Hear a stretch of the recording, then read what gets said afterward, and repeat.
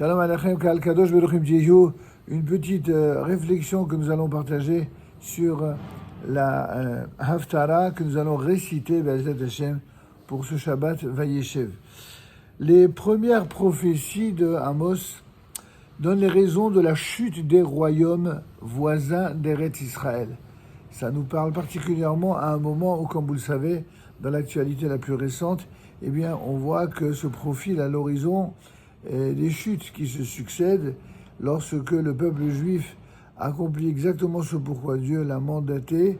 Eh bien, il prend son destin en main, il s'occupe de ses ennemis et ces derniers tombent. Alors évidemment, dans les apparences politiques immédiates, les raisons que donnent les géopoliticiens et les géostratèges sont toujours des raisons très rationnelles, qui laissent peu de place à l'irrationnel, donc à Dieu. Nous, ce que nous étudions dans la Haftarah, c'est toujours le contraire.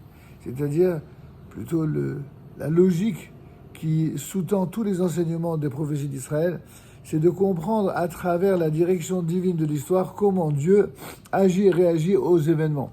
C'est ainsi que dans chacun de ces cas présentés ici, dans ces premières prophéties d'Amos, eh bien, il y a trois fautes que Dieu a accepté de remettre temporairement, au moins, en suspens, mais une quatrième faute venue s'y ajouter aura raison de sa longanimité. Arrivera ensuite le tour d'Israël. Le prophète va proclamer à nouveau que Dieu aurait pu passer sur les trois fautes cardinales que sont l'idolâtrie, l'adultère et le meurtre. C'est ainsi que le Radak nous explique que, après ces trois fautes exprimées, eh bien, une quatrième faute aura raison de sa clémence. En effet, quelle est cette faute ? C'est la façon dont on persécute les indigents et l'avidité avec laquelle les gens riches et influents profitent de ceux qui sont démunis et pervertissent la justice pour arriver à leur fin. D'aucuns, ils vont y trouver prétexte à trouver dans la Bible des raisons de se revendiquer de ce qu'on appelle en termes politiques modernes de la gauche et de la justice sociale. Eh bien, la justice sociale n'a strictement rien à voir avec la gauche dans la Torah, figurez-vous. Car la gauche, c'est justement ce qu'il reste de la justice sociale de la Torah lorsqu'on s'est débarrassé de Dieu. C'est-à-dire une justice sociale dont on instrumentalise le contenu avec quelque chose qui est encore pire que l'injustice sociale de ceux qui sont riches de manière avouée et assumée. C'est l'injustice sociale de ceux qui parlent de justice sociale du matin au soir, mais pendant le même temps où eux-mêmes sont ceux qui profitent du système pour arriver à parler d'une façon et à agir dans leurs intérêts propres d'une manière contraire.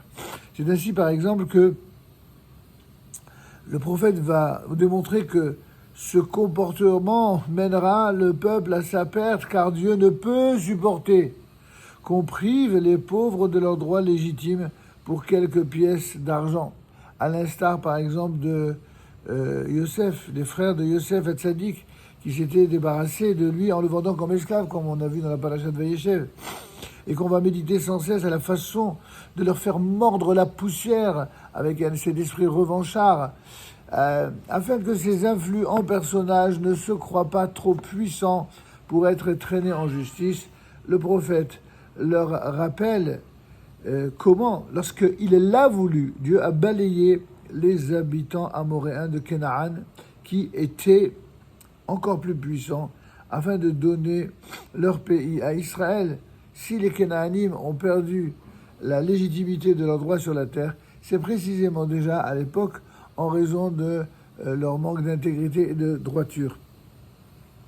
Comment Israël, lui, a-t-il montré sa gratitude ? En empêchant les prophètes de répandre la parole de Dieu et les Naziréens de le servir comme il se doit. Comme si la volonté de Hakadosh Baruch Hu, de l'Éternel, pouvait être ignorée lorsqu'elle n'est pas exprimée au grand jour. Ne voit-on pas, au contraire, que souvent les plus rapides ne peuvent s'échapper, ni les puissants triompher ? Cela ne prouve-t-il pas que le pouvoir appartient uniquement à Dieu ? Regardez comment les méchants, eh bien, finissent toujours mal. Ils terminent rarement dans un lit. Ils terminent mal et leur chute, elle est aussi fulgurante, aussi brutale que longue fut leur tyrannie. Ainsi, le prophète emploiera ensuite une figure de rhétorique éloquente pour ramener ses auditeurs à l'évidence.